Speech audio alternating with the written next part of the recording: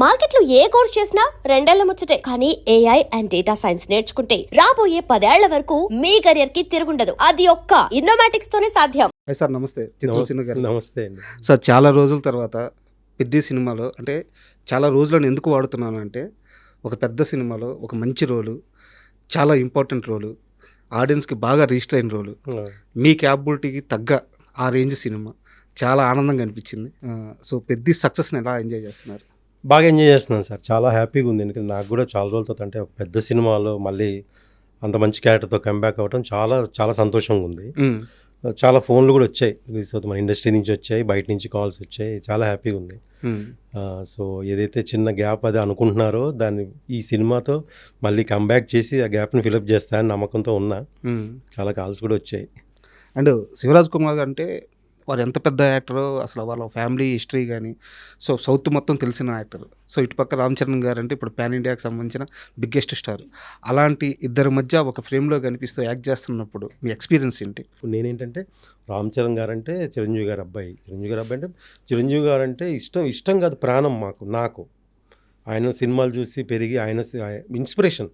చిరంజీవి గారి సినిమాలు బాగా చూసేవాడిని. చిరంజీవి గారు అంటే ఎంత ఇష్టం అంటే పిచ్చి. చిరంజీవి గారు అబ్బాయితో యాక్ట్ చేయడానికి వెళ్తున్నాను నేను. చిన్న ఏదైతే ఉందో ఆ గ్యాప్ తర్వాత కదా. సో ఒక ఫీలింగ్ ఎలా ఉంటారు లొకేషన్లో ఏంటి, దానికి తోడు శివరాజ్ కుమార్ గారి పక్కన ఆయన కన్నడలో పెద్ద స్టార్. అవును. ఎలా ఉంటుంది అసలు లొకేషన్ సిచ్యువేషన్ ఎలా ఉంటుంది అసలు, నేను దగ్గరికి వెళ్ళగలుగుతున్నాను లేదా, నేను ఒకవేళ దూరాన్ని నిలబడాలేమో అంటే ఆ ఉంటుంది కదా మనకు ఒక థాట్. కానీ అక్కడికి వెళ్ళాకండి అసలు అన్నిటికీ క్వైట్ ఆపోజిట్ అండి. అసలు నేనైతే షాక్ అయ్యా.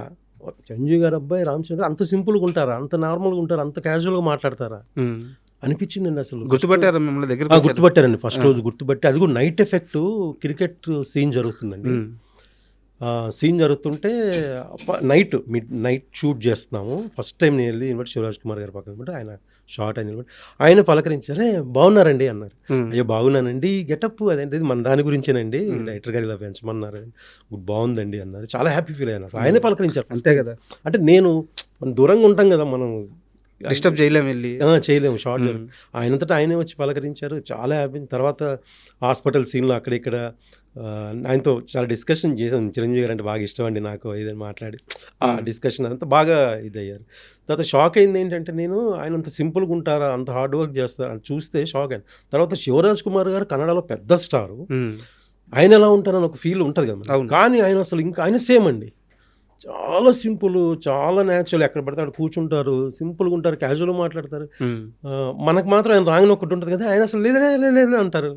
చాలా హ్యాపీ అండి నాకు. అసలు ఫస్ట్ రోజు రెండో రోజు నుంచి ఇంకా అసలు తర్వాత ఫ్రెండ్స్ అయిపోయాం శివరాజ్ కుమార్ గారు మేమందరం. అండ్ ఆ హాస్పిటల్ సీన్ గురించి చెప్పండి. అంటే స్క్రీన్ మీద చూస్తున్నప్పుడు, చరణ్ యాక్టింగ్ చూస్తున్నప్పుడు, అంటే ఒక చిరంజీవి కొడుకు, biggest pan India star, commercial cinema కాదు, కమర్షియల్ సీన్ కూడా కాదు, అంత పెద్ద స్టార్ హీరో కాల్ లేనట్టు యాక్ట్ చేయాలి, ఫ్యాన్స్ని ఒప్పించాలి, కోట్ల మంది ప్రేక్షకులను ఒప్పించాలి.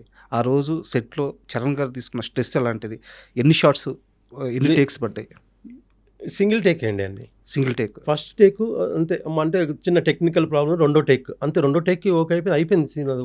నాకు తెలిసి మార్నింగే స్టార్ట్ అవ్వలేదు, కొంచెం 11:30 స్టార్ట్ అయింది, ఈవినింగ్ 6:37 సీన్ అయిపోయింది.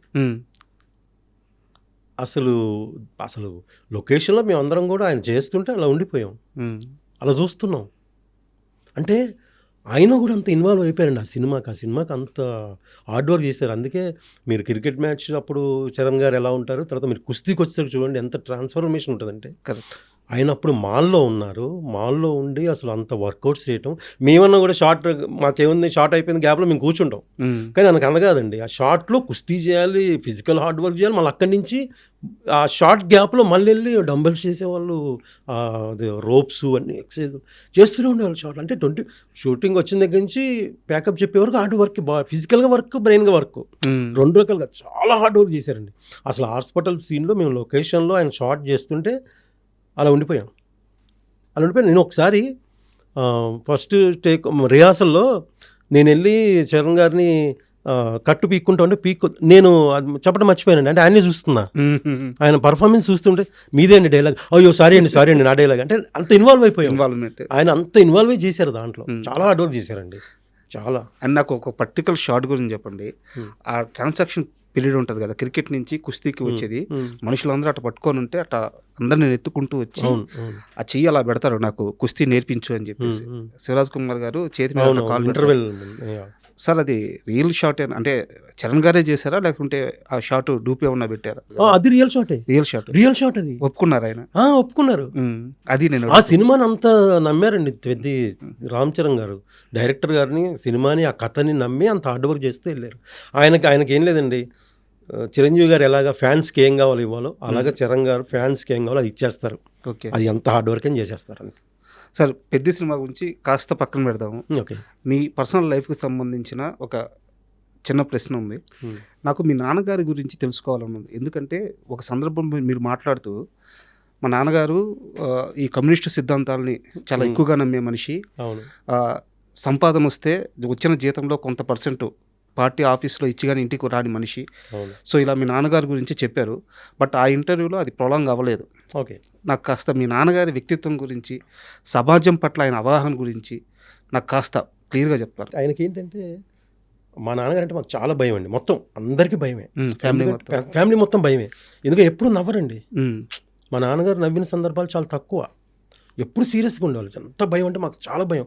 ఎందుకు మా నాన్నగారు వస్తున్నారంటే అక్కడ గేట్ సౌండ్ అవుతే ఆ టైంలో ఎక్కడన్నా ఆయన వస్తారనే టైం మనకు తెలుసు కాబట్టి ఆ టైం గేట్ సౌండ్ అయింది, బుక్ తీసుకొని కూర్చోవాలి. చదువుతామా లేదా పక్కన ఆయనకి బుక్ చూస్తూ చదువుతూ కనపడాలి. ఆయన ఎప్పుడు చదవనే తప్ప ఇంక వేరే చెప్పేవాడు కాదు మాకు. చదువే, ఇంక వేరే లేదు. ఆయనకు బాగా కమ్యూనిస్ట్ భావాలు ఎక్కువ అండి. చాలా కమ్యూనిస్ట్ అంటే ఆయనకి ఇష్టం, ఆయన బాగా ఇష్టం కమ్యూనిస్ట్ భావాలు.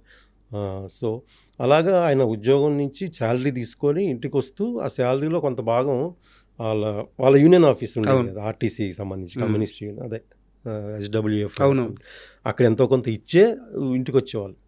ఇదేంటి ఈ నెల కొంచెం తగ్గిందంటే అది చెప్పేసేవాళ్ళు, అట్లా ఇచ్చేసాను పార్టీలో కొంచెం ఇచ్చేయాల్సి వచ్చింది. నాకు చాలా ముచ్చటగా అనిపించింది అది. అంటే ఒక మనిషి ఫస్ట్ సమాజానికి డబ్బు ఖర్చు పెట్టి తర్వాత ఇంటికి ఖర్చు పెట్టడం అనేది. అదే అండి, అంత ఆలోచిస్తారు ఆయన. బాగా జనాల గురించి ఆలోచించేవాళ్ళు, బయట జనాల గురించి. అట్లా ఆయన భావాలు అలా ఉండేవి.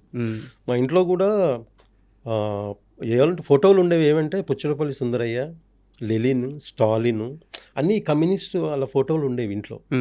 తర్వాత పడుకుంటే మిడిల్ క్లాస్ ఫ్యామిలీ అంటే ఏముందండి, పడుకుంటే అటకలు ఉంటాయి మీకు తెలుసు. అయితే అటకల మీద పుస్తకాలు ఉండేవండి, ఎర్ర పుస్తకాలు, రెడ్డి తెలంగాణ సాయుధ పోరాటం, రైతుల సమస్యల గురించి, ఇలా కమ్యూనిస్ట్, భారత కమ్యూనిస్ట్ పార్టీ మార్కిస్ట్ అలా పుస్తకాలు అన్నీ ఉండేవి. అలా పుట్టు నాకు అవి కనపడుతున్నాయి, రెడ్ కలర్ పుస్తకాలు. అలాగే నా ఆలోచన ఏంటంటే నాకు ఈ భావాలు లేవండి. నాకెంతసేపు సినిమా, ఎంటర్టైన్మెంట్, ఫ్రెండ్స్ ఇలా ఉండేది నాకు. అయితే మా ఇంట్లో పేపర్ కూడా నేను పొద్దున డోర్ ఓపెన్ చేస్తే ప్రజాశక్తి పేపర్ ఉండేది, దాంట్లో సినిమా న్యూస్ ఉండేది కాదు.